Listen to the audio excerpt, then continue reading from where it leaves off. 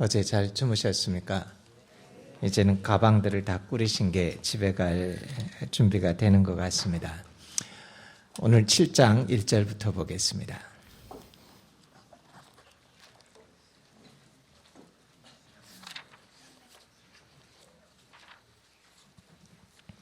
우리 7장 1절부터 6절까지 말씀을 같이 좀 교독하고 시작을 하죠. 비판을 받지 아니하려거든 비판하지 말라.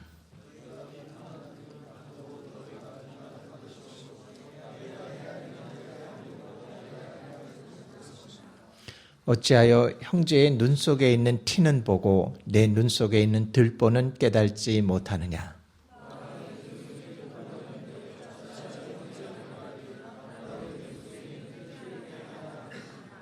외식하는 자여, 먼저 내 눈 속에서 들보를 빼어라. 그 후에야 밝히 보고 형제의 눈 속에서 티를 빼리라.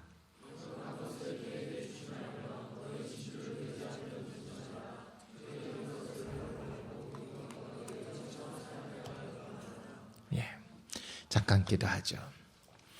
하나님, 저리 오늘 아침 또 주님의 말씀을 대합니다. 성령께서 매번 도우셨던 것처럼 오늘도 이 말씀을 성령이 저희들 깨닫도록 도와주시고, 그리고 무엇인가 저희의 삶 가운데 정해지는 것들이 있도록 도와주옵소서. 주님의 이름으로 기도드렸습니다. 아멘. 이 7장에 들어가면은 여러분 이제 7장을 좀 미리 읽어오신 분들이 있으리라고 믿는데요. 5장, 6장과는 조금 다른 맛이 납니다. 5장과 6장은 어떤 뚜렷한 주제를 흘러가는 흐름이 있는데 7장에 들어가면 갑자기 좀 이런저런 얘기가 불쑥불쑥 튀어나오는 것 같습니다. 그래서 처음 읽는 분들은 이 7장에서 도대체 우리에게 주고자 하는 메시지가 핵심적으로 무엇일까?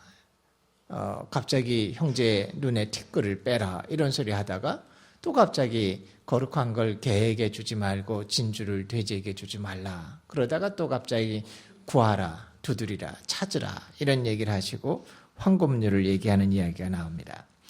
사람들은 사실 7장을 해석하기를 상당히 어려워합니다. 이 산상수훈을 강의하는 가운데.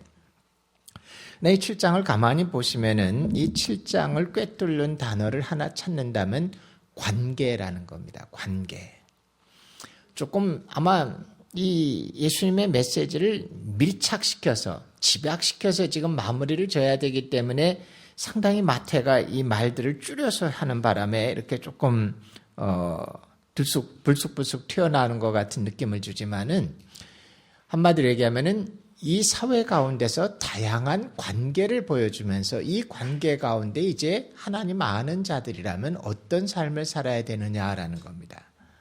그래서 여기에 보면은 4가지 정도의 관계를 얘기합니다. 형제들에 대해서는 어떻게 할 거냐, 악한 자들에 대해서는 어떻게 할 거냐, 하나님 아버지에 대해서는 어떻게 할 거냐, 그리고 12절에 가면 이제 이 모든 관계를 한마디로 요약을 해줍니다. 그렇기 때문에 여러분들이 이것을 보시면서 우리가 어떤 관계를 맺어야 될 것인가를 보시기 바랍니다.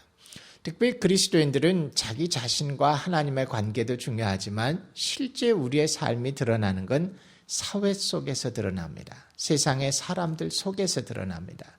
그리고 세상의 사람들 속에 있다는 말은 피할 수 없이 우리에게 어떤 관계 속에서 살도록 합니다. 그렇기 때문에 관계 속에서 우리가 어떻게 사는 것이 하나님이 원하는 삶인가를 주목하라는 겁니다. 자, 특별히 이제 1절에서 6절 사이에 보면 먼저 얘기하는 건 뭡니까? 비판하지 말라라는 겁니다. 비판하지 말라.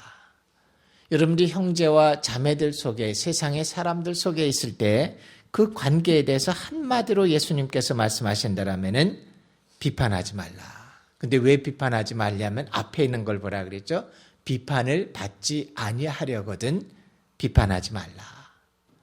예, 우리가 세상 속에서 사람들 관계에서 항상 상처를 받는 건 뭐냐? 서로가 공격하는 겁니다.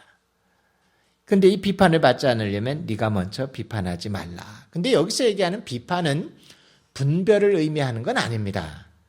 분별이라는 말은 선과 악을 구분하는 겁니다. 예수님께서 이런 분별조차도 사람에 대해서 아예 하지 말라 이런 말은 아닌 것 같습니다. 되려 여기서 얘기하는 비판이란 건 부정적 의미의 험담을 말하는 것 같습니다. 이런 비판은 악순환을 만듭니다. 선과 악을 분별하는 분별은 이것은 되려 성경에서 하나님이 권하는 겁니다. 바로 뒤에 나오는 6절에 보면 개와 돼지를 구분하라 이런 것도 사실은 분별하라는 얘기입니다. 또 15절에 들어가게 되면은 거짓 선지자를 삼가하라 할 때 그것도 사실은 분별하라는 겁니다. 그렇기 때문에 그리스도인들이 판단 능력 자체를 완전히 마비시켜버리고 그냥 아무것도 하지 말라 이런 의미는 절대로 아닙니다. 다만 여기서는 부정적인 비판을 즐기지 말라는 겁니다. 내 주변에 있는 연약한 사람, 문제가 있는 사람들에 대해서 사실은 비판하기보단 관대하게 대해주고 도와주라는 말입니다. 근데 이 비판이라는 건 악순환을 만든다 그랬습니다. 이걸 보여준 아주 좋은 예화가 하나 있습니다. 어떤 쌀장수가 있었습니다. 이 쌀장수가 돌아다니면서 쌀을 사기도 하고 팔기도 하는데 나름대로 자기가 쌀장수를 고생하면서 한데 가만히 계산해 보니까 이게 영 수익이 남지가 않습니다. 내가 고생한 거에 비해서 영 이게 돈벌이가 시원치 않습니다. 그래서 이 사람이 한번 머리를 썼습니다. 야, 내가 어떻게 하면 좀 더 돈을 벌까? 이게 가만히 생각을 하다가 보니까 좋은 수가 하나 떠올랐습니다. 자기가 돌아다니면서 쌀을 사람들한테 파는데, 판다는 건 제가 요즘 말로 하는 겁니다. 무슨 말인지 아시겠죠? 옛날 한국말은 쌀만은 바꿨습니다. 내가 쌀을 판다라 그러면 사온다는 말이고, 바꿔 얘기했는데 요즘 말입니다. 제가 쌀을 진짜 팔러 다니는데, 깡통을 갖고 다니면서 그 깡통으로 쌀을 돼서 한 대박, 두 대박, 세 대박 이렇게 팝니다. 근데 가만히 이 사람이 좀 나쁜 꾀를 냈습니다. 무슨 꾀를 냈느냐? 이 깡통을 좀 찌그리면 어떨까? 그래서 이 깡통에 사람들이 보이지 않는 밑바닥을 이렇게 쾅쾅 두드려서 깡통의 밑바닥을 이렇게 불룩 튀어나오게 했습니다. 야, 그러니까 내가 요만큼은 적어도 한 번 할 때마다 내가 남겠다라고 생각을 했습니다. 신이 나가지고선 찌그러진 깡통을 남이 보면은 괜찮아 보이지만 밑으로 이렇게 움푹 올라오게 한 그 깡통을 갖고 열심히 팔았습니다. 근데 한 달이 지나고 계산해 보니까 하나도 남은 게 없이 똑같습니다. 이상하다. 내가 틀림없이 한 대박 팔 때마다 요만큼씩 남도록 했는데, 네, 그 다음 달도 또 열심히 팔았어요. 내가 한 달이 지나고 또 계산해 보니까 똑같습니다. 깡통을 찌그리기 전과. 이상하다. 틀림없이 요만큼 남아야 되는데. 이 사람이 왜 남지 않았을까요? 예, 그 사람은 찌그러진 깡통을 갖고 팔았는데 다른 데서 자기가 쌀을 사올 때도 그걸로 되어왔거든요. 자기가 사오는 것도 그걸로 되어왔고 파는 것도 그걸로 팔았기 때문에 자기 생각엔 머리를 써서 요만큼 남겠다라고 생각했는데 남지 않습니다. 세상의 비판이라는 게 그와 같다는 거예요. 결국 내가 주고 결국 받고 또 주고 결국 받고 서로 상처를 주고받는다는 겁니다. 근데 여기서 조금 더 들어가면 이런 얘기를 합니다. 그래서 2절에 보면 바로 그 말씀을 하시죠. 너희가 비판하는 그 비판으로 너희가 비판을 받을 것이요 너희가 헤아리는 그 헤아림으로 너희가 헤아림을 받을 것이라. 그렇기 때문에 내가 남을 판단하는 기준으로 사실은 남도 나를 판단하기 때문에 내가 남을 비판했을 때 나도 똑같은 비판을 받게 된다는 겁니다. 근데 3절과 4절에 가면은 재밌는 비유를 하십니다. 어찌하여 형제의 눈 속에 있는 티는 보고 내 눈 속에 있는 들보는 깨닫지 못하느냐. 이 3절과 4절에서 중요한 건 외식하는 겁니다. 외식하는 거예요. 자기가 더 큰 문제가 있는데 자기는 다 가려놓고서는 남의 것만을 찾는 겁니다. 근데 이건 아주 전형적인 과장법입니다. 아주 재밌는 비유를 하십니다. 이 들보라는 건 뭡니까? 집을 질 때 석가래를 말하는 겁니다. 가장 큰 거대한 기둥이죠. 집을 질 때 제일 두꺼운 기둥을 어디다가 넣으면 석가래에다 놓아야 됩니다. 요즘은 석가래를 집어넣지 않기 때문에 여러분 철근으로 집을 짓는 집을 보면은 아이빔입니다. 이 아이빔 엄청 무거운 겁니다. 한번 언제 가서 옆에서 보세요. 사람들이 절대 못 듭니다. 기중기로 들어올려야 될 만큼 몇 톤이 되는 철근입니다.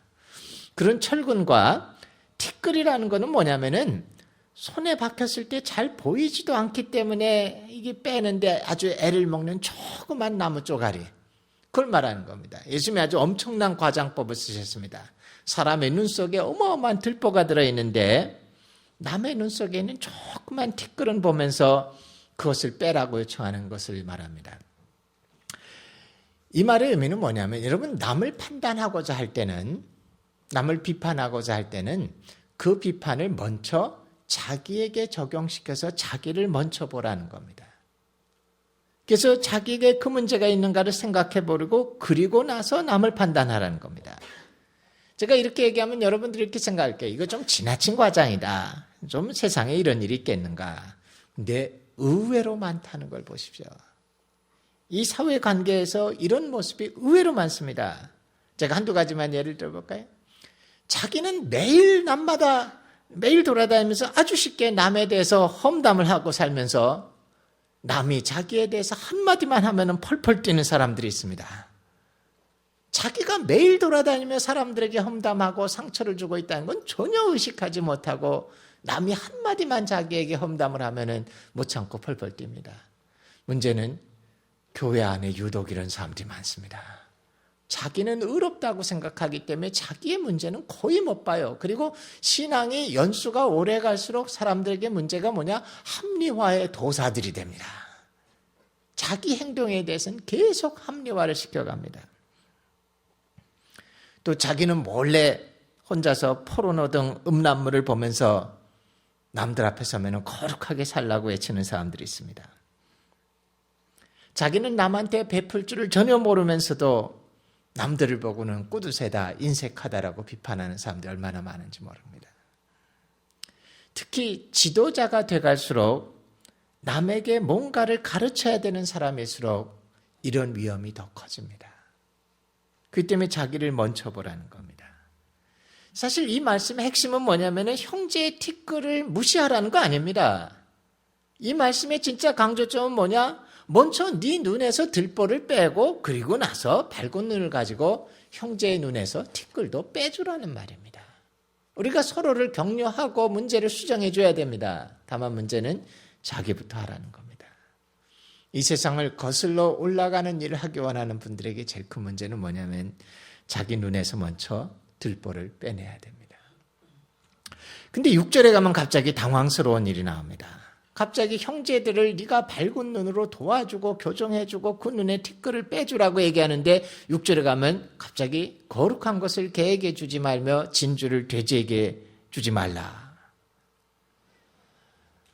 그들이 그것을 발로 밟고 돌이켜 너희를 찢어 상하게 할 것이다 라는 얘기를 합니다. 상당히 당황스러운 얘기처럼 나옵니다.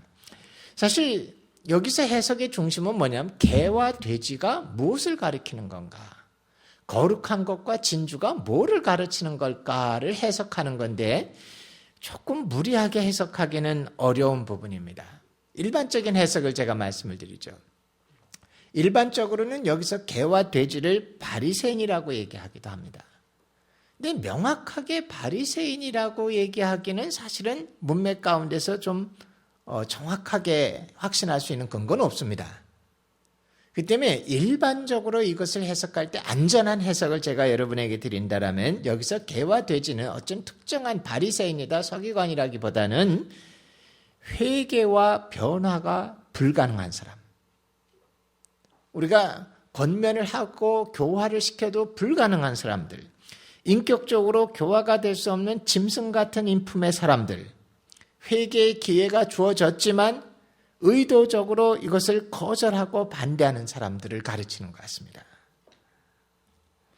그러니까 예수님이 하시는 말씀은 뭐냐면 너희가 모든 형제에 대해서 넌 먼저 네 눈에서 들보를 빼내고 그리고 세상 가운데서 형제들의 티끌을 도와서 빼도록 도와주라고 얘기하시지만 한 가지 덧붙이시는 게 있어요. 뭐냐면 도저히 불가능한 사람에게는 그들에게도 이렇게 하라고 강하게 권하지는 않겠다는 겁니다. 도저히 회개할 수 없고 도저히 돌아오지 않는 사람에게까지도 너희들이 무리하게 하지는 말아라.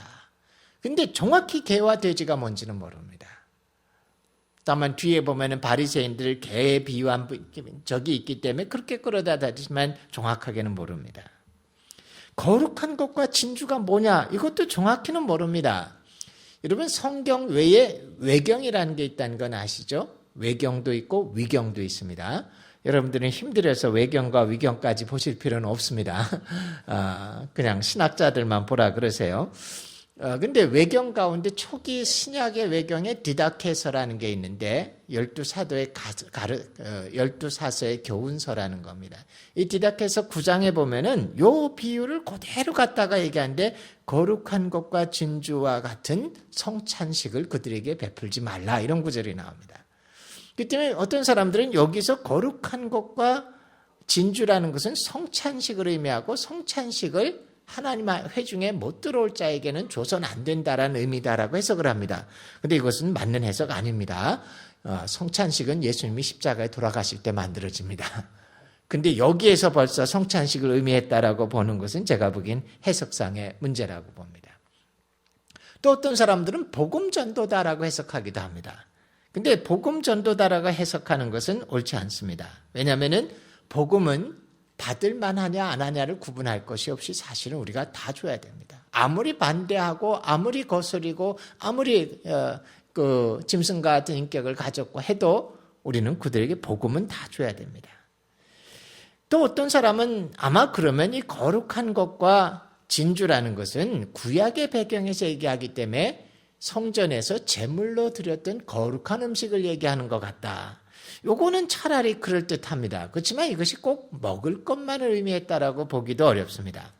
하지만 제가 통괄해서 얘기한다. 뭔가 영적인 교훈, 뭔가 영적인 가르침을 의미하는데 전혀 그것을 받아들일 가능성이 없는 악한 자들에게는 그렇게 너희들이 권할 필요는 없다라고 얘기하는 겁니다. 그러니까 주님이 지금 묘한 얘기를 하십니다. 근데 제가 실제로 사회생활을 여러 번 해보면서 느낀 건 뭐냐? 이 말씀이 필요하다는 걸 느낍니다. 우리가 형제를 최대한 돕고 형제를 최대한 그의 약점들을 고쳐주려고 노력해야 됩니다. 하지만 한 가지 기억하실 건 뭐냐면은 도저히 불가능한 사람들도 세상에 있습니다. 그들에게는 너무 여러분들이 부담을 갖고 매달리지 않아도 된다라는 주님이 좀 예외 규정을 주시는 것 같습니다. 그렇게 넘어가죠. 7절에 보십시오. 우리 7절에서 12절까지 한번 교독을 해보고 그리고 같이 보겠습니다. 구하라 그리하면 너희에게 주실 것이요 찾으라 그리하면 찾아낼 것이요 문을 두드리라 그리하면 너희에게 열릴 것이니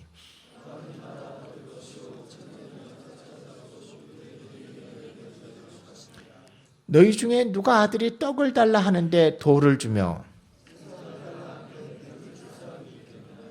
너희가 악한 자라도 좋은 것으로 자식에게 줄 줄 알거든 하물며 하늘에 계신 너희 아버지께서 구하는 자에게 좋은 것으로 주시지 않겠느냐.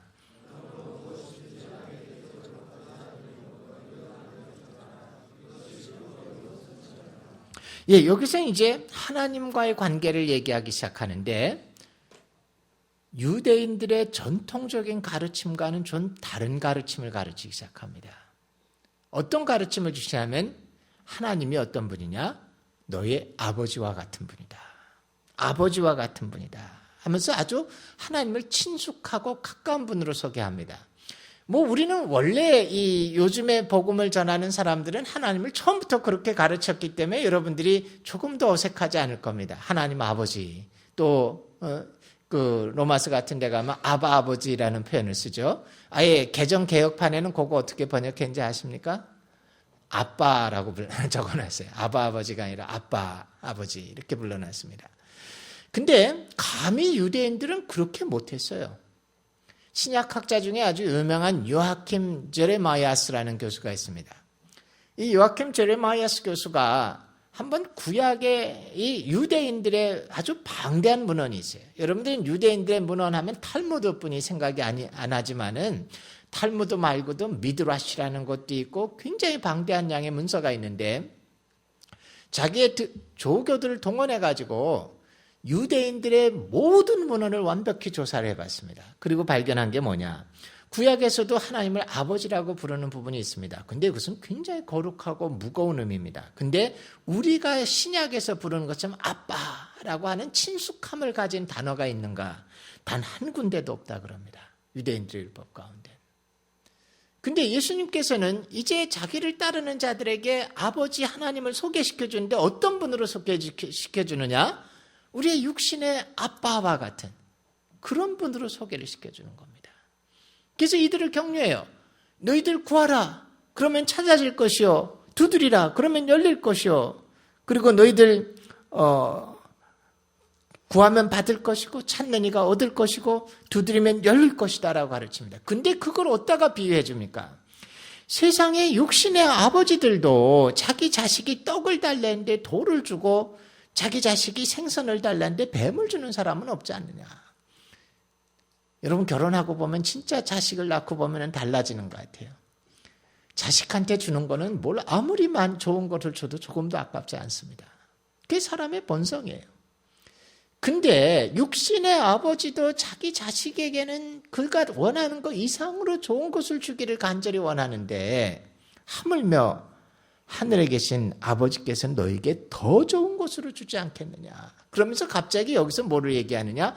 구약에서 얘기하신 하나님은 심판의 하나님, 거룩한 하나님, 가까이 갈 수 없는 하나님, 인간이 쳐다볼 수 없는 하나님, 그런 분으로 얘기했는데 갑자기 예수님께서는 이제 하나님을 참되게 따르는 자들에게 아버지를 새로운 개념으로 소개시켜 주는데 가까운 분, 아빠와 같은 분, 친한 분으로 이렇게 호칭을 해주는 겁니다.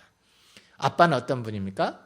내가 잘났든 못났든 손만 내밀면 내 손을 붙잡아 주는 분, 그런 분이라는 거예요. 저도 한번 이것을 경험해 봤습니다. 저는 애가 하나인데 우리 애가 초등학교 다닐 때였던 것 같아요. 제가 항상 좀 늦게 들어오는 편이었는데 그날은 제가 좀 일찍 퇴근해서 집에 왔습니다. 그래서 우리 애가 집에 오기 전에, 학교에서 오기 전에 제가 집에 와 있었어요. 근데 우리 애가 저희 집에 와서 문을 탁 열고 들어왔는데 제가 집에 와 있는 걸 보자 이 녀석이 너무 반가웠는지 첫 마디를 이렇게 외쳤습니다. 아빠, 나 오늘 학교에서 시계 잃어버렸다. 제가 속으로 이 녀석 봐라. 제가 마침 외국에 갔다 오다가 애가 아주 좋아할 만한 조그만 이쁜 시계가 있어서 시계를 사다 준 적이 있었습니다. 애들은 그 미키마우스 엄청 좋아하니까 초등학교 1학년인지 2학년인지 하는데 미키마우스가 있는 이렇게 커다란 시계를 하나 사다 줬어요. 근데 이 녀석이 들어오자 저를 보자마자 하는 말이 아빠, 나 시계 잃어버렸다. 이게 자랑할 일도 아니고 근데 제가 그때 마음에 와닿는 게 있었습니다. 이 꼬맹이가 학교에서 시계를 잃어버렸으니 얼마나 고민을 했겠습니까? 나름대로는. 그래서 어떻게 할까 고민을 했는데 집에 와서 아빠를 보자마자 그거부터 털어놓는 거예요. 가까운 아빠니까. 자기가 너무 좋아하고 아빠와 관계가 너무 자기는 가까우니까 그 야단 맞을 건지 잘했는지 못했는지 보다도 무조건 너무 반갑고 좋으니까 아빠 나 시계 잃어버렸다. 그러고 들어오는 거예요. 사실은 그게 아버지와 아들의 관계입니다. 근데 요즘 정상적이지 않은 신앙생활을 하게 될 때는 어떻게 되느냐? 하나님 하면은 가까이 가기보단 사람들이 자꾸 뒤로 물러서기만 해요. 왜? 하나님을 아버지로 보기보다는 자기 자신을 봐요.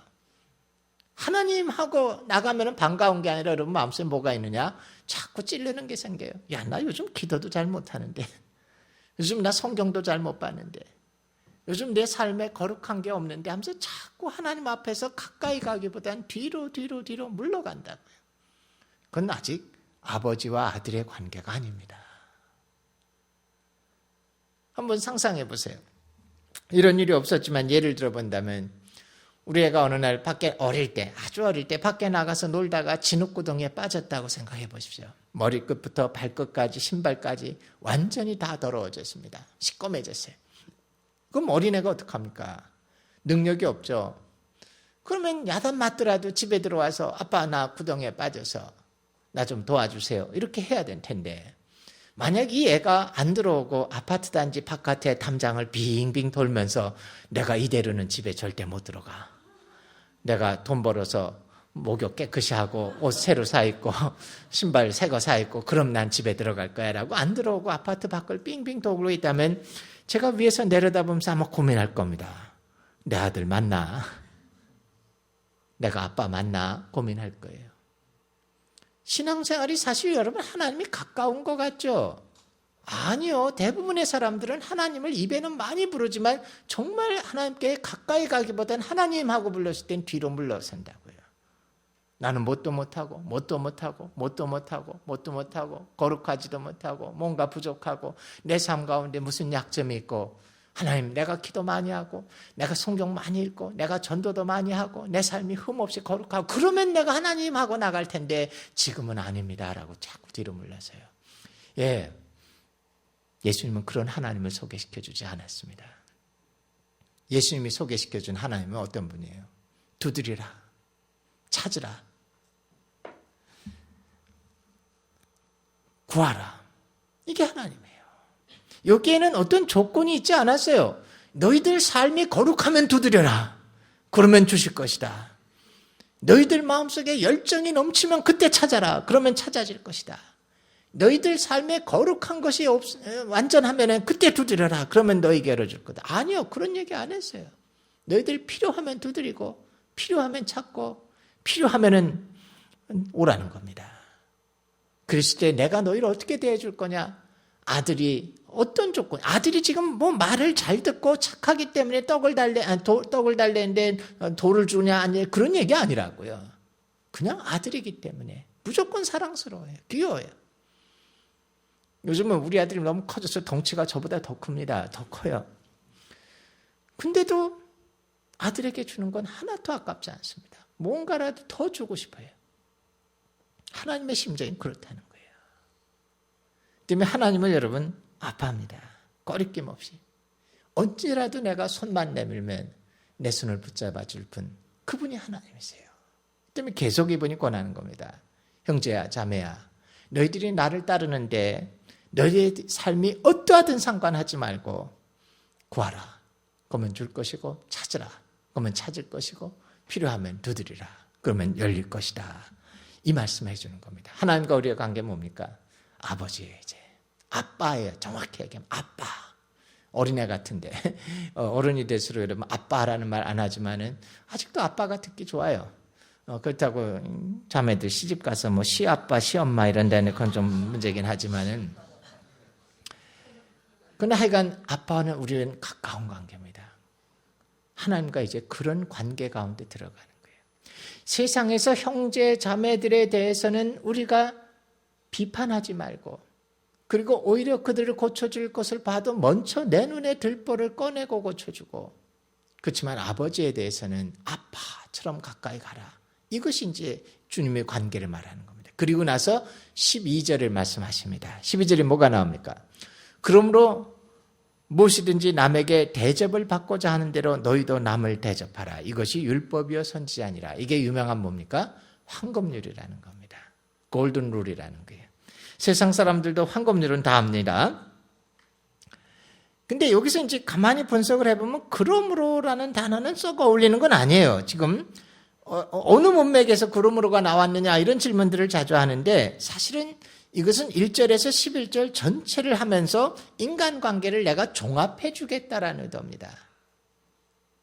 그런데 이 말씀은 뜻밖에도 유대인들에겐 낯선 말은 아니었습니다. 왜냐하면 유대인들에겐 이와 유사한 말씀이 있었습니다. 유대 랍비 중에 가장 유명했던 사람 중에 한 사람이 힐렐이라는 사람이 있었습니다. 그런데 유대 랍비 중에 유명한 이 힐렐에게 어떤 사람이 찾아와서 이런 질문을 했습니다. 나에게 좀 율법을 가르쳐 주십시오. 근데 뭐 600 몇십 개씩 그런 거 말고 내가 한 발로 서서 지탱할 수 있는 그 짧은 시간 동안에 당신이 나에게 율법을 한번 가르쳐 봐 주시오. 그래서 힐렐이 망설이지 않고 그 사람이 한 발로 서 있는 동안에 한마디를 해줬답니다. 내가 싫어하는 일은 아무에게도 행하지 말아라. 네가 하기 원치 않는 일은 남에게 행하지 말아라. 이 한마디를 딱 해줬습니다. 그게 율법의 핵심이에요. 그리고 구약에 보면 토비트서라는 게 이것도 외경입니다. 구약의 토비트서에 보면은 이 말씀이 그대로 있어요. 너희가 싫어하는 것을 남에게 행하지 말라. 근데 예수님께서 이 말씀을 받아서 그것을 항상 예수님의 방법이 뭐였습니까? 구약에서 하지 말라라고 좁혀놓은 것을 신약에 와서 반대로 넓혀주시죠. 그러면서 그 말씀을 어떻게 해석해 주신 겁니까? 너희가 하기 싫은 건 남에게 하지 말아라를 거꾸로 예수님께서 어떻게 하시냐? 무엇이든지 남에게 대접받기 원하는 대로 너희도 남을 대접하라. 이것이 황금률이고 이것이 뭐라고까지 말씀하십니까? 이것이 율법이요 선지자니라. 율법이요 선지자란 두 단어를 붙이면 굉장히 크다고 얘기했습니다. 구약 말씀 전체고 어떻게 보면 하나님의 말씀을 상징하는 말이에요. 그러므로 이 세상 가운데 너희들 살아가는 관계를 한마디로 정의하면 뭐냐? 네가 대접받고 싶은 대로 네가 먼저 남을 대접해줘라 라는 겁니다. 오늘날 여러분 하버드 대학에서 가르치는 경영학 과정이든지 또 스티븐 커비는 크리스찬이니까 그렇다 그래도 그 7가지 습관이라든지 성공에 이르는 관계 7가지 습관 이런 모든 요즘의 경영학적인 원리에 밑바닥에 깔린 게 뭔지 아세요? 경영이란 건 뭡니까? 사람을 내가 원하는 대로 움직이고 조직을 이끌어가는 건데 기본 원리가 항상 뭐냐면 황금률입니다. 십계명과 황금률이에요. 넌 크리스찬 세상에서도 오늘날 세상을 움직이는 법칙은 십계명과 황금률입니다. 네가 남에게 대접받고 싶은 대로 네가 먼저 남을 대접해주라. 그러면 세상이 변한다는 겁니다. 하물며 넌 크리스찬들도 이런 원리에 의해서 세상을 살아가는데 하나님을 따르기로 결정한 사람들의 삶에 이 황금률은 바탕이 돼야 됩니다. 단순한 것 같죠? 이 황금률 하나만 지키고 살아보십시오. 세상에 여러분 평생 고생하지 않습니다. 자, 그리고 나서 이제 예수님이 결론을 짓습니다. 13절부터 27절까지 27절에서 산상수훈이 끝나는데 13절에서 27절까지는 예수님께서 설교를 다 하시고 마무리를 하시면서 적용을 하는 겁니다. 좀 더 다르게 학생들에게 절실한 표현을 쓴다면은 예수님께서 다 가르치신 다음에 기말시험을 보는 겁니다. 근데 이 기말시험은 OX 문제입니다. 사지선다가 아니라 이지선다입니다. A와 B가 있는데 어느 것이 맞느냐라는 겁니다. 이따 시험 볼지도 모릅니다. 4가지 문제가 나옵니다. 근데 4가지 문제를 다 맞추면 이제 졸업을 하는 거고 4가지 문제가 다 못 맞추면 이제 화요일 날 저녁부터 다시 시작해야 될지도 모릅니다. 근데 문제가 아주 쉽습니다. 선택하는 것, 답을 맞추는 것은 유치원생 수준이라도 지금까지 설교를 잘 들어왔으면 이 4가지 문제에 대해서 어느 쪽이 맞는 답인지 치는 것은 어렵지 않습니다. 문제는 그 답을 동그라미를 치고 난 다음에 책임을 지는 게 참 어렵습니다. 근데 4가지 선택을 해줍니다. 문제가 4가지. 첫 번째는 뭐냐? 좁은 문과 넓은 문이 있다. 어디로 가겠느냐 이제. 두 번째는 거짓 선지자와 올바른 선지자가 있다. 누구를 따르겠느냐? 세 번째는 말만 하는 사람과 행함을 하는 사람이 있는데 누구를 따라가겠느냐? 네 번째는 반석 위에 집을 지은 것이 있고 모래 위에 집을 지은 게 있는데 너희는 어느 쪽에다 집을 짓겠느냐라는 4가지 문제입니다. 예, 그냥 눈치로 맞춰도 다 맞춥니다. 이거는. 그러나 이제 이것을 여러분이 정하고 난다면 그 다음에 문제가 심각하다는 거 생각해 보십시오. 자, 13절, 14절을 보십시오. 좁은 문으로 들어가라. 멸망으로 인도하는 문은 크고 그 길이 넓어 그리로 들어가는 자가 많고 생명으로 인도하는 문은 좁고 길이 협착하여 찾는 이가 적음이라. 예수님이 아예 힌트까지 다 줘요. 하나는 멸망이고 하나는 생명인데 그 답 정하는 거에 뭐가 어렵습니까? 근데 좁은 문으로 들어가라는 말은 뭐냐면요. 여기에 나타난 좁은 문의 특징을 보면은 들어가기가 쉽지가 않아요. 우선. 두 번째, 그 문을 들어가서 그 다음에 따라가는 길도 좁고 불편하고 그리고 또 외로운 길입니다. 사람이 없어요. 대신에 멸망으로 가는 길은 문이 넓어서 쉽게 들어갈 수 있고 길이 넓어서 원하는 대로 갈 수 있고 동행하는 사람도 많아서 외롭지도 않습니다. 근데 끝이 서로 다르다. 하나는 멸망이고 하나는 생명이다. 근데 여기에 아주 중요한 카노테이션이 하나 들어있습니다. 중간 길은 없다는 거예요. 좀 편하기도 하면서 고생 덜 하면서 생명으로 가는 길이 있으면 좋겠는데 중간 길은 없다는 거예요. 생명으로 가는 길은 좁은 문이고 좁은 길이고 외로운 길이고 멸망으로 가는 길은 넓은 문이고 넓은 길이고 동행자가 많다는 겁니다. 좁은 문과 넓은 문이라 했는데 저는 표현을 좀 바꿔서 쉽게 해드리면 이거예요. 쉬운 길이 있고 어려운 길이 있다는 겁니다. 근데 어느 길을 택해야 되느냐? 얘기를 해줍니다. 쉬운 길은 이게 우선 문이 넓어요. 문이 넓다는 말은 뭐냐면 일부러 찾지 않아도 그 문으로 들어가게 돼 있습니다. 사람들이 큰 문을 만들어 놓으면은 문을 만들면 누구나 그 문을 만들 때는 길에 연결되어 있어서 자연스럽게 따라오면은 그 문으로 들어가도록 되어 있습니다. 근데 좁은 문은 그렇지 않아요. 좁은 문은 내가 의도적으로 어디에 문이 있는가 뚜리번거리고 찾아야지만 문을 찾을 수 있습니다. 그러니까 여러분 의식하지 않고 이 세상 가운데서 내가 그냥 흘러가는 대로 가다가 보면 다 넓은 문으로 들어가게 돼 있어요. 왜? 길이 그렇게 만들어져 있다고요, 이 세상이. 그렇기 때문에 여러분이 좁은 문을 선택하려고 그러면 그냥 따라가다 보면 되는 게 아니라 자주 내가 가는 길 가운데서 뚜리번거리면서 이 길이 맞는지 이것이 어디로 가는 건지 살펴보면서 의식적으로 찾아야지만 좁은 문으로 들어갈 수 있지 그냥 가면은 당연히 넓은 문으로 들어갑니다. 그 다음에 문을 들어가 보면요. 넓은 문으로 들어가면 쉬운 길이 넓어요. 이게 10차선 길이에요. 그렇기 때문에 뭐 특별히 규제가 없어요. 내가 원하는 대로 갈 수 있어요. 내가 S자로 가고 싶으면 S자로 가는 거고 갈지자로 가고 싶으면 갈지자로 가는 거고 굴러 가고 싶으면 굴러 가는 거고 내 마음대로 갈 수 있어요. 근데 좁은 문으로 들어간 문제가 뭐냐. 그 다음에 길도 좁아요. 내가 원하는 대로 갈 수 없어요. 그 길에 맞추어서 내가 변해가면서 따라가면서 가야 돼요. 나는 갈지자로 가고 싶지만 길이 좁아서 난 그렇게 못 가요. 똑바로 걸어갈 수뿐이 없어요. 나는 좀 S자로 커브를 그리면서 걸어가고 싶지만 길이 좁으면 그 길대로만 갈 수뿐이 없습니다. 가장 어려운 건 뭐냐면 외로워요. 넓은 길은 많은 사람이 가고 오면서 서로가 이렇게 격려합니다. 괜찮아, 이 길 괜찮아, 괜찮은 거야 라고 얘기합니다. 근데 좁은 길은 가는 사람이 없습니다. 외롭습니다. 그건 한 가지 기억하세요.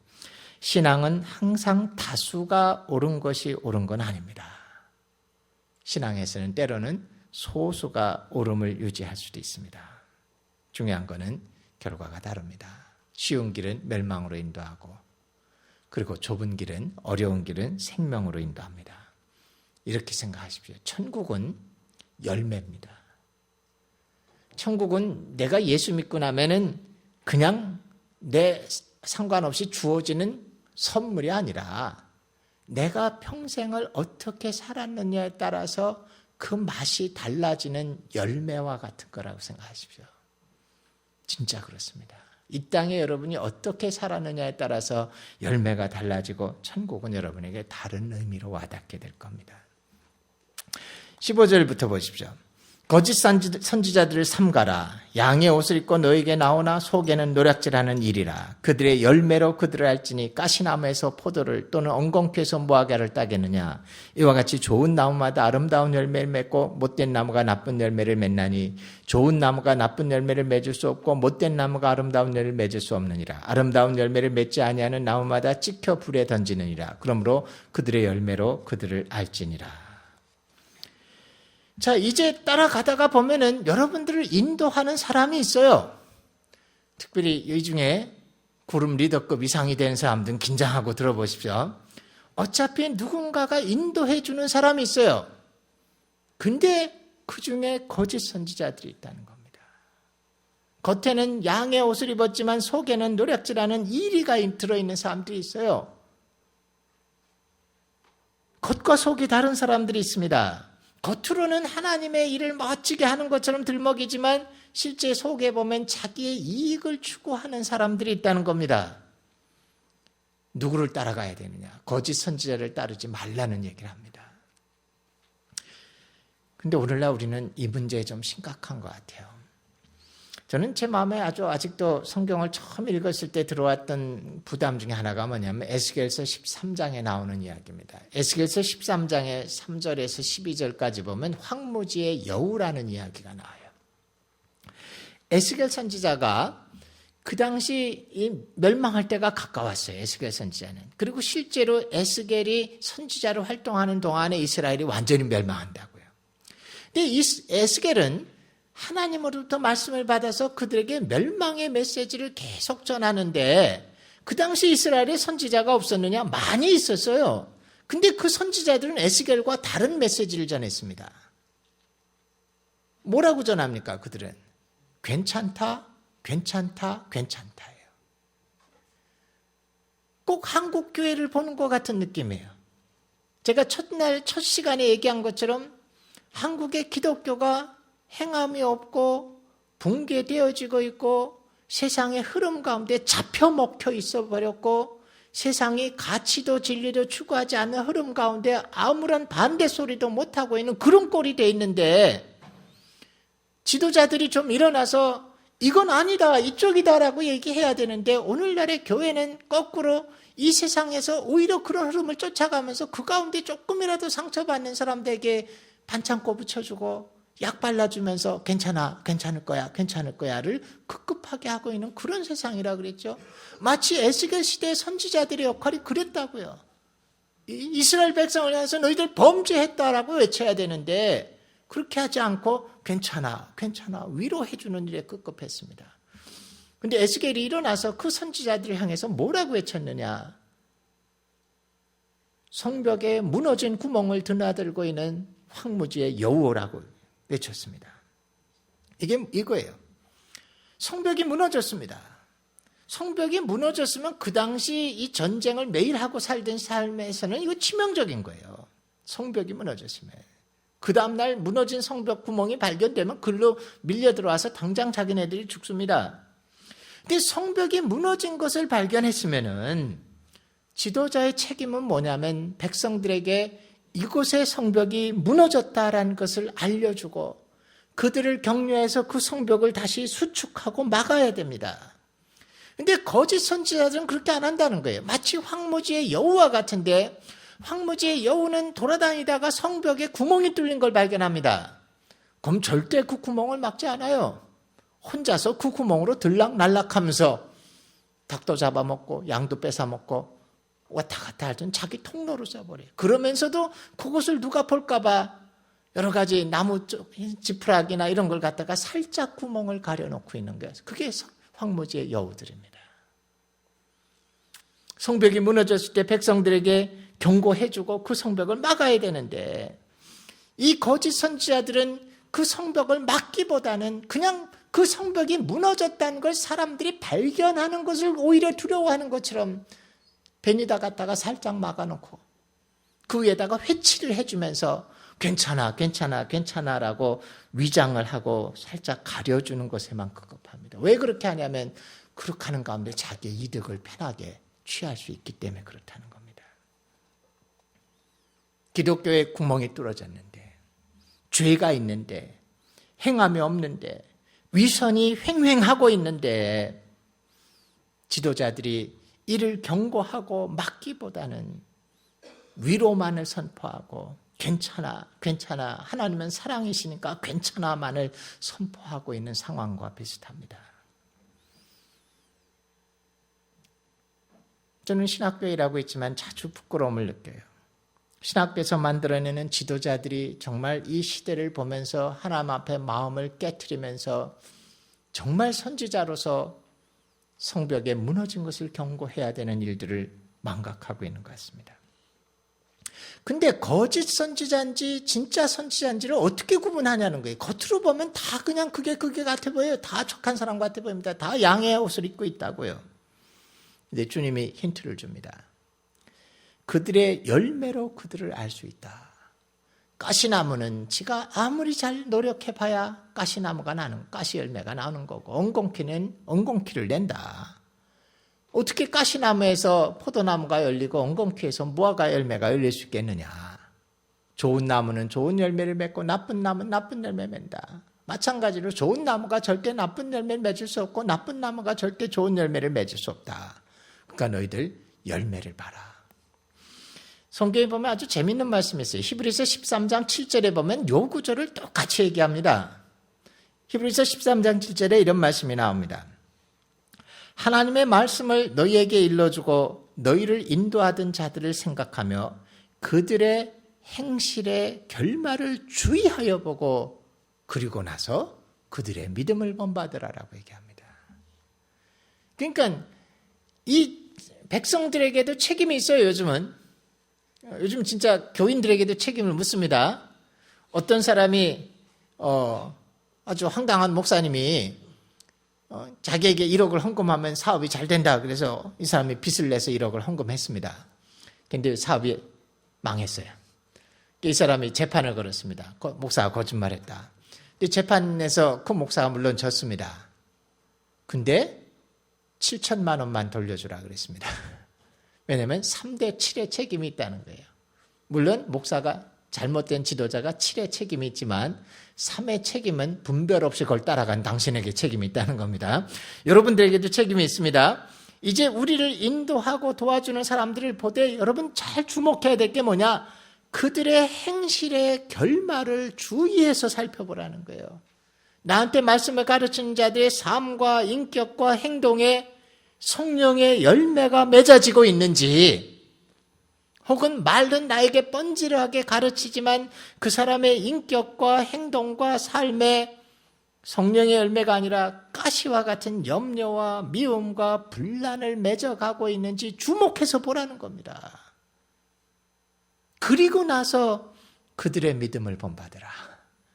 그 열매가 있고 정말 제대로 된 교사라면 그를 따라가면서 그들의 믿음을 본받지만 그들의 행실의 결말이 악한 열매를 맺으면 따라가지 말라는 겁니다. 그 사람의 가르침을 주목해 봐야 됩니다. 그 가르침이 선한 열매를 맺는 가르침인지 교묘히 속여서 겉과 속이 다른 가르침인지 주목하라는 겁니다. 심지어 이렇게도 봐야 됩니다. 자기의 영광을 구하고 있는 사람인지 하나님의 영광을 구하고 있는지 분별해 보라는 겁니다. 그리고 따르라는 거예요. 오늘날 한국교회 욕먹는 것 중에 하나가 뭐냐면 전 넌크리스천 학생들에게서 듣는 얘기예요. 제가 외부에 전도하러 나가서 예수 안 믿는 학생들이 얘기합니다. 기독교인들은 다 광신자들이다. 분별 능력이 없는 것 같다. 상식도 없는 것 같다. 옳고 그름에 대해서 눈을 아예 가린 것 같다. 교회 안에만 들어가면 교회 안의 문제에 대해서 비판할 줄을 모른다.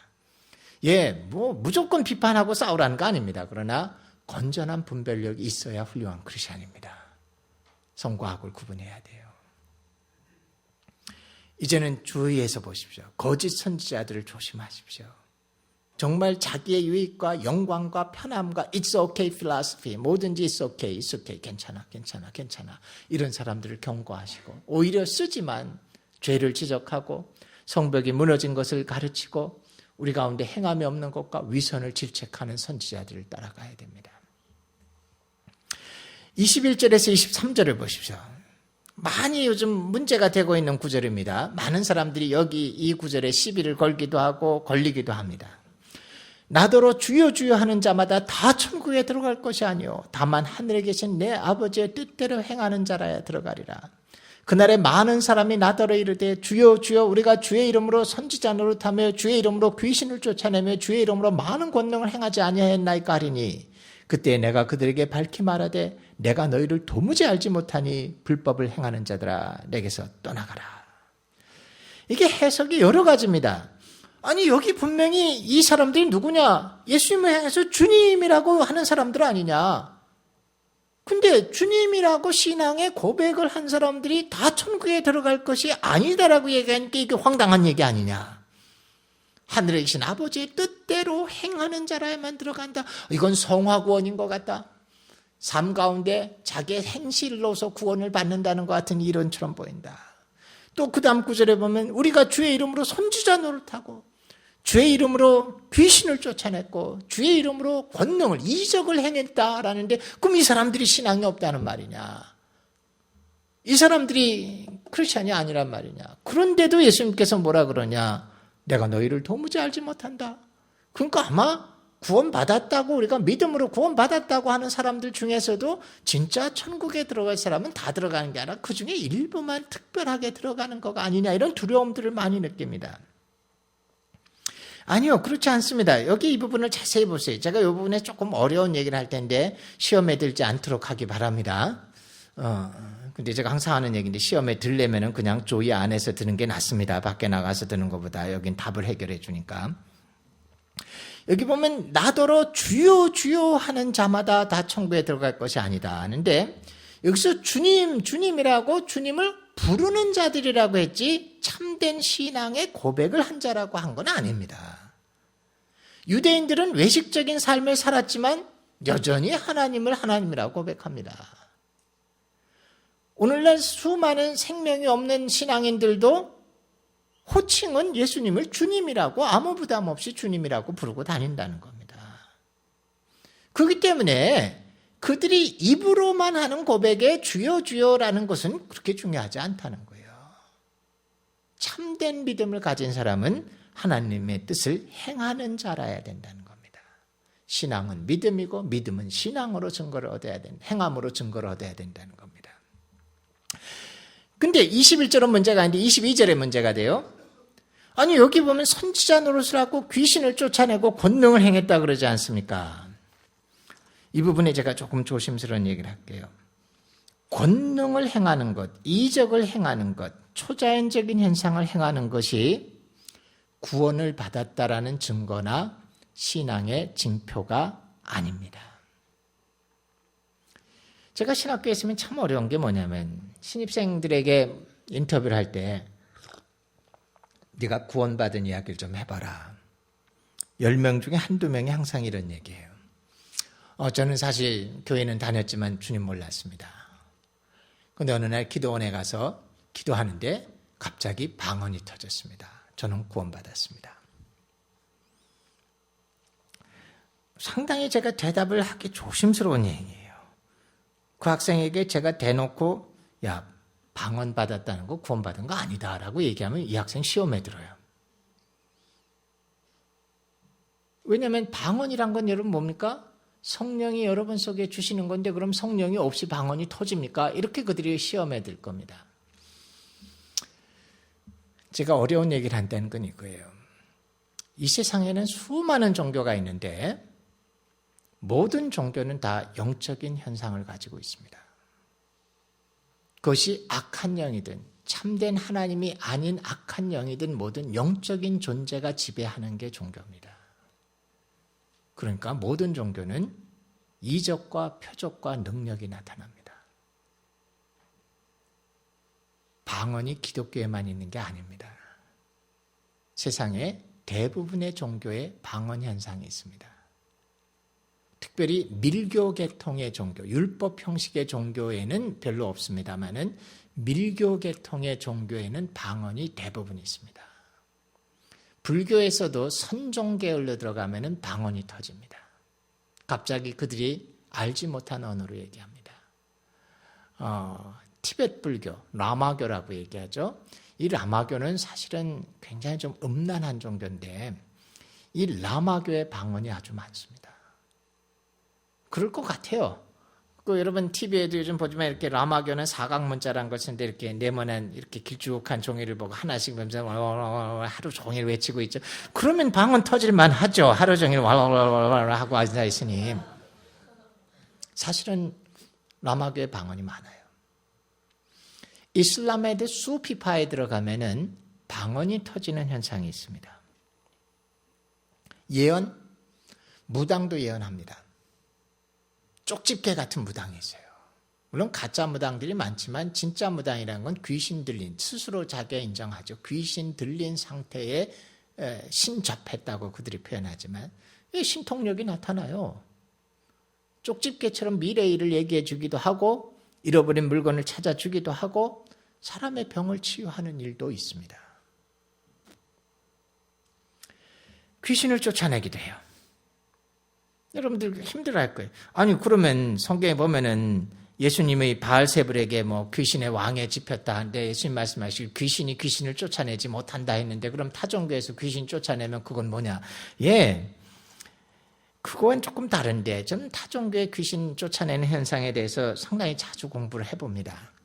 제가 별걸 다 하는데 제가 우리 학교에서 이상한 과목을 하나 가르칩니다. 다만 학교하고 약속을 한 게 있는데 박사과정에서만 가르치는 과목이 있는데 한 학기 내내 귀신에 대해서만 가르칩니다. 근데 타종교의 귀신을 보면은 독특한 현상들이 달라요. 우리 기독교와는 죽기의 과정이 전혀 다릅니다. 이슬람 쪽에 가면 사람을 괴롭혀서 귀신을 내쫓아요. 때리고 욕하고 아주 이상한 약물을 먹이고 심지어 약한 동물을 먹이고 사람의 몸을 괴롭혀서 귀신을 내쫓는다 그럽니다. 불교에서는 달래입니다. 그 천도제라고 불러요. 귀신에게 너 더 좋은 길이 있으니까 이쪽으로 가는 게 좋다. 여기 머물러 있어봐야 너 고생이다. 우리가 잘 해줄 테니까 이쪽으로 가라. 귀신은 항상 한 사람 속에 영원히 존재하지는 않아요. 때가 되면 떠납니다. 그렇기 때문에 꼭 그들이 귀신의 능력에 쫓겨서 떠나는 건 아닌데 자기가 거하는 게 불편하면 떠날 때가 있어요. 그럼 기독교에서 얘기하는 축기와는 다릅니다. 그렇기 때문에 여러분 조심하세요. 우리 기독교의 진리가 뭐로 증명이 되냐면은 능력이 나타나고 방언이 터지고, 제가 방언을 너무 부정적으로 얘기하는 건 아니에요. 저는 제 아들 방언해요. 저는 못해요. 근데 가끔 방언을 원했는데 안 주세요. 그냥 그나마 너 영어 조금 하는 걸로 만족해라 그러신 것 같아요. 영어도 잘 못하지만. 또 다른 방언을 한번 받아볼까 하고 중국어를 좀 공부해봤는데 그것도 그렇게 잘 들지는 않습니다. 그냥 죽지 않을 만큼이에요. 근데 그런 우리가 제대로 믿음을 가진 사람에게 이런 게 쫓아올 수 있어요. 제대로 믿음을 갖고 있는 사람에게 하나님이 영적인 은사 중에 방언을 주실 수도 있고, 그리고 이적을 베푸는 것도 주실 수 있고, 병을 낫는 신유의 은사를 주실 수도 있고, 선지자의 은사를 주실 수도 있습니다. 그러나 뒤집어 얘기하면 큰일 납니다.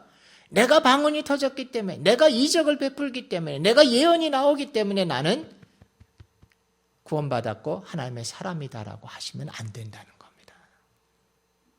하나님 모르는 사람 가운데서도 이런 것이 나타날 수 있습니다.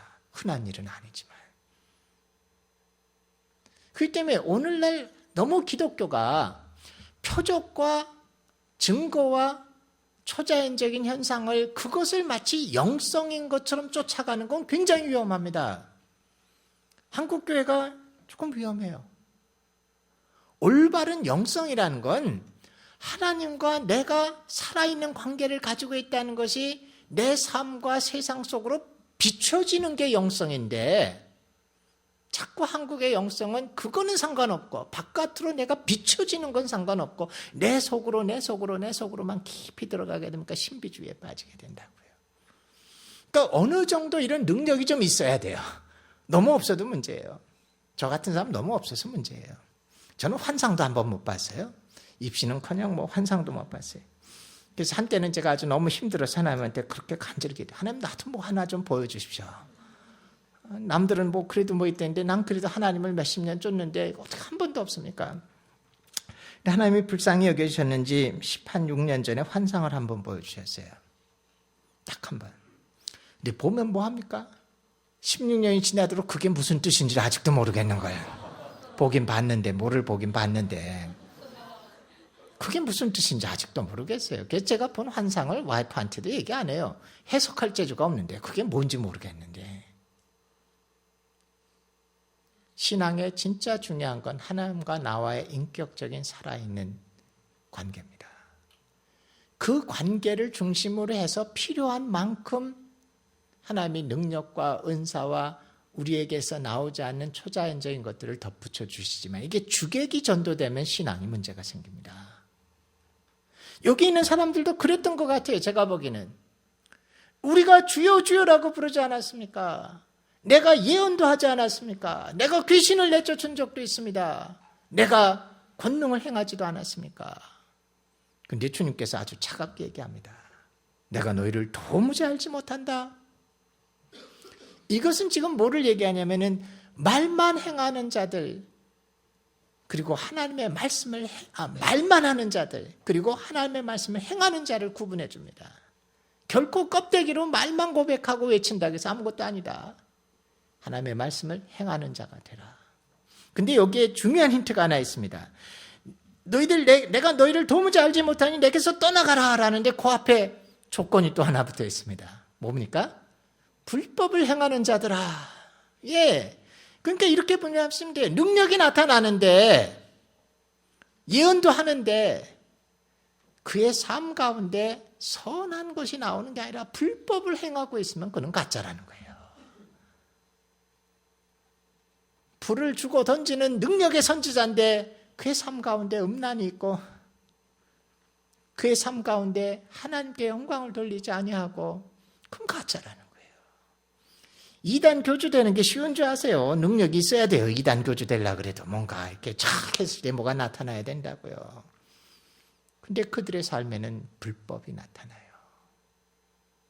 음란과 욕심과 사람을 무시함과 하나님께 영광을 돌리지 않고 자기의 유익을 구함과 때문에 여러분 능력을 그렇게 사모하지 마세요. 하나님이 주시는 만큼만 분수로 받으세요. 하나님이 주시는 만큼만 분수로 받으세요. 그건 감사히 받으세요. 주시는 거에 대해서는. 그러나 주객을 전도시키지 마십시오. 더 중요한 건 뭐냐? 그의 삶 가운데 불법을 행하지 아니하고 하나님의 뜻을 행하는 자, 이것이 올바른 겁니다. 자, 말만 하는 사람과 하나님의 뜻을 행하는 자 둘 중에 누구를 택하실 겁니까? 24절에 보십시오. 그러므로 누구든지 나의 이 말을 듣고, 이 그러므로가 들어가면 결론에 해당하는 겁니다. 그렇기 때문에 항상 성경을 읽으시다가 그러므로 자만 나오면 동그라미를 치시고 눈을 크게 뜨고 봐야 됩니다. 그러므로 누구든지 나의 이 말을 듣고 행하는 자는 그 집을 반석 위에 지은 지혜로운 사람 같으니 비가 내리고 창수가 나고 바람이 불어 그 집에 부딪히되 무너지지 아니하나니 이는 주초를 반석 위에 놓은 까닭이요. 나의 이 말을 듣고 행하지 아니하는 사람은 그 집을 모래 위에 지은 어리석은 사람 같으니 비가 내리고 창수가 나고 바람이 불어 그 집에 부딪힘에 무너져 그 무너짐이 심하리라. 모래 위에 세운 집과 반석 위에 세운 집을 얘기합니다.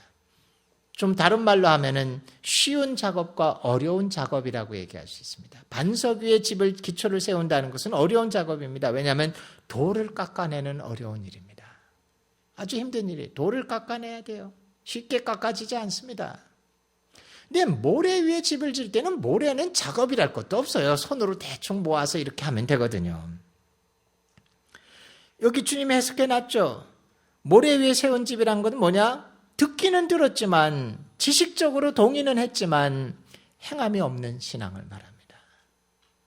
반석 위에 세운 집이란 건 뭐냐?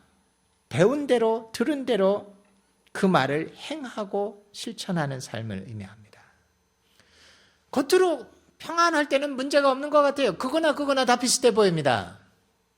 그러나 고난이 올 때는, 비가 내리고 장수가 나고 바람이 불어올 때는, 고난이 올 때는 결과는 전혀 다르다는 겁니다. 힘들게 돌을 깎아서 자기의 삶 가운데 채찍질을 하고 자기를 연단시키고 고난을 겪어가면서 손해를 봐가면서 하나님의 말씀과 가치관을 확립하고 그 위에 집을 지어가는 사람과, 듣기는 들었지만 결코 자기의 삶에 손해도 보지 않고 연단도 하지 않고 행함도 없이 그냥 모양만 그럴듯하게 신앙의 생활을 해나가는 사람과 어느 날 그들에게 고난이 닥쳤을 때 전혀 다른 결과를 봅니다. 고난이 왔을 때 연단이 된 사람들은, 하나님의 가치관을 돌에 새기듯이 한 사람들은 흔들리지 않습니다. 연단이 돼도 고난은 힘들어요. 하지만 근본적으로 흔들리지는 않습니다. 힘들어도. 그러나 모래 위에 집을 세운 사람들은 아무것도 없기 때문에 순식간에 무너져 버립니다. 내가 믿음이 있었는가? 내가 신앙이 있었는가? 내가 그동안 교회를 그렇게 오래 다녔는가? 내가 그동안 훈련받았다는 것이 있었다는데 그것이 아무 효과도 없이 그냥 nothing이 돼버립니다. 순간적으로 아무것도 없는 것이 돼버립니다. 결국은 예수님의 결론은 이겁니다. 예수님의 가르침이 있었어요. 참된 의가 뭔지, 참된 행복과 착한 행실과 하나님 앞에 참된 의가 뭔지를 가르쳐 줬습니다. 참된 경건이 뭔지 가르쳐 줬습니다. 세 가지를 행하라 그랬습니다. 구제와 기도와 금식을 참되게 행하라 그랬습니다. 그리고 하나님의 믿음으로 염려하지 않는 연습을 하라 그랬습니다. 연습은 염려하지 않는 건 순식간에 공짜로 얻어지는 거 아니에요. 내가 스스로 연습해야 됩니다. 매번 걱정해야 될 상황에서 하나님을 믿기 때문에 염려하지 않기로 훈련을 자기를 시켜가면서 어느 날 커가는 겁니다. 저절로 되는 건 아니에요. 그리고 이 세상의 관계 가운데서 황금률을 이루어 가라고 들었습니다. 근데 이제 문제는 뭐냐면 그것을 돌을 깎듯이 자기의 삶 가운데 새기고 파고 힘들게 해서 그 위에 신앙을 짓는 것과, 듣기는 들었지만 지적으로 동의는 했지만 실제로 자기를 깎고 연단시키는 것이 없이 세운 집과는 전혀 다른 결과를 맛볼 거라는 겁니다. 자, 이제 기말시험이 끝났습니다. 답을 발표합니다. 초등학생도 다 맞출 수 있는 문제입니다. 좁은 문으로 들어가야 되고 선한 열매를 맺는 사람을 따라가야 되고 하나님의 뜻을 행하는 자를 따라가야 되고 반석 위에 집을 져야 됩니다. 근데 산상수훈의 결론은 뭡니까? 그 내용을 아는 게 중요한 게 아니라 이제 그대로 행하라는 겁니다. 이제 그대로 행하라는 겁니다. 그 나이키 광고에 맨날 나오는 게 있죠. Just do it. 그대로 행하라. 괜찮은 뜻이에요. 그 사람들은 딴 뜻으로 쓰지만 여러분들이 이제 just do it이에요. 이제 그대로 행하라는 겁니다. 여러분들이 이제 수양회를 마치게 됩니다. 집으로 돌아가실 겁니다. 피곤한 수양회를 마치고 왔기 때문에 한잠 자야 될 겁니다. 그리고 일상으로 돌아갑니다. 근데 그 사이에 한 가지를 하십시오. 내가 이제 변해야 될 것을 한번 나름대로 적어보세요. 제가 산상수훈을 강의했는데 5장에서 7장까지의 모든 내용을 여러분들이 다 외우고 있지 않아도 됩니다. 그러나 다 외우지 못해도 내 마음속에 내 삶 가운데 구체적으로 변해야 될 것들이 뭔가를 한번 나름대로 떠오르는 대로 적어보시기 바랍니다. 하나나 두 개가 떠올라도 좋습니다. 5개, 10개, 20개가 떠올라도 좋습니다. 많을수록 나중에 우선순위를 정하셔야 됩니다. 한꺼번에 다 할 수는 없으니까. 그러나 떠오르는 대로 다 적어보십시오. 그리고 just do it. 그대로 하세요. 어떨 땐 쉬운 것부터라도 하십시오. 저는 제 삶을 변화시켰던 결정적인 계기를 압니다. 저는 예수 영접하고 1년 동안은 확신이 잘 없었어요. 제대로 영접했는데도. 근데 어느 날 성경을 읽으면서 제가 구원의 확신을 얻게 됐고 그리고 나서 첫 번째 조의 수련회를 갔습니다. 존 폴이라는 인도 목사님이 와서 설교를 하셨어요. 근데 그분의 설교 중에 제가 기억나는 건 사실 솔직히 별로 없습니다. 그때는 제가 신앙의 초기라서 이렇게 노트에다가 설교를 적는 것도 안 했어요. 신빙이가 뭐 압니까? 와서 앉아있는 것만도 신통하죠. 근데 이분이 그때 강의에서 뭘 가르치셨냐면 큐티를 가르치셨어요. 구체적으로 매일 아침 경건의 시간을 갖는 걸 가르치셨습니다. 그 수양에 저한테 뭔가 굉장히 은혜로웠어요. 뭔가 확신도 좋고 뭔가 변화도 좋고 매일 저녁 하루가 지나고 나면 저녁 때 방별로 모여서 얘기할 때면 내가 하루 만에 뭔가 변했습니다. 내가 아직 신앙이 없기 때문에 뭐라고 정확히 표현은 못하지 뭔가 변한 거 참 좋았습니다. 하지만 그 수양회가 끝나고 사실 제가 집에 들어왔을 때 제가 한 가지 딱 시작했어요. 나 내일부터 큐티한다. 그게 저희가 정한 유일한 적용이었습니다. 나머지는 어떻게 적용하는지 몰랐어요. 이제 신앙이 없으니 바탕이 없으니 모르죠. 근데 약간 저는 난 내일 아침부터 큐티한다. 우리 집에 예수 믿는 사람 아무도 없었습니다. 근데 아침에 일어나서 큐티한다는 게 참 어색한 일이었어요. 근데 저는 그 다음날 아침부터 했습니다. 평상시보다 한 30분 일찍 일어나서 방의 한쪽 구석에서 성경을 펴놓고 큐티 정확히 어떻게 하는지도 잘 몰랐습니다. 그날가 무조건 성경 읽고 깨달음을 보고 밑줄 치고 모르는 건 퀘션 마크 쳐놓고 이러면서 시작했습니다. 그게 32년이 됐습니다. 32년 동안 저를 제일 많이 변화시킨 건 주일날 목사님의 설교 말씀 아니었던 것 같아요. 물론 그게 큰 도움이 되지만 저를 제일 많이 변화시킨 건 사실은 32년 동안 매일 아침 하나님의 말씀과 씨름했기 때문에 제가 변했습니다. 저는 매번 수양회 갈 때마다 너무 많은 것을 받지는 못했던 것 같아요. 사람이 좀 둔하기 때문에. 하지만 1개, 2개, 3개 수양회를 마치고 돌아오면 제 삶 가운데 구체적인 변화를 이루기 시작했습니다. 제 기억에 남는 두 번째 일은 이거예요. 두 번째 수련회를 갔다 왔습니다. 여름 수련회였습니다. 그때 전도에 대해서 배웠어요. 집에 들어왔는데 식구들이 다 나가고 제 동생만 깜깜한 방에 혼자 자고 있었습니다. 어떻게 했냐고요? 자는 친구를 깨웠죠. 그리고 너 앉아서 내 말 좀 들어봐라. 그리고 배운 대로 전도했습니다. 제가 첫 번째 예수 믿게 한 사람이 제 동생입니다. 저는 많은 걸 적용 못했지만 그래도 수양에 갔다 올 때마다 1가지, 2가지씩 하나님 앞에서 내가 버려야 될 것, 내가 해야 될 것. 근데 그것만 쌓여도 어느 날 5년, 6년 지난 뒤에 저라는 사람이 완전히 딴 사람이 됐다는 걸 발견했습니다. 여러분들 이 수양회를 끝나고 돌아가셔서 짬을 내셔서 내 삶 가운데 뭐를 변해야 될까? 가치관을 어떻게 변해야 될까? 구체적으로 그 가치관이 변하기 위해서 내가 어떤 행동을 해야 될까? 어떤 영역에 손해를 좀 볼까? 어떤 영역에 내 삶을 고쳐야 될까를 적어보십시오. 그리고 그대로 행하십시오. 하나님 여러분들 축복하실 겁니다. 기도하겠습니다.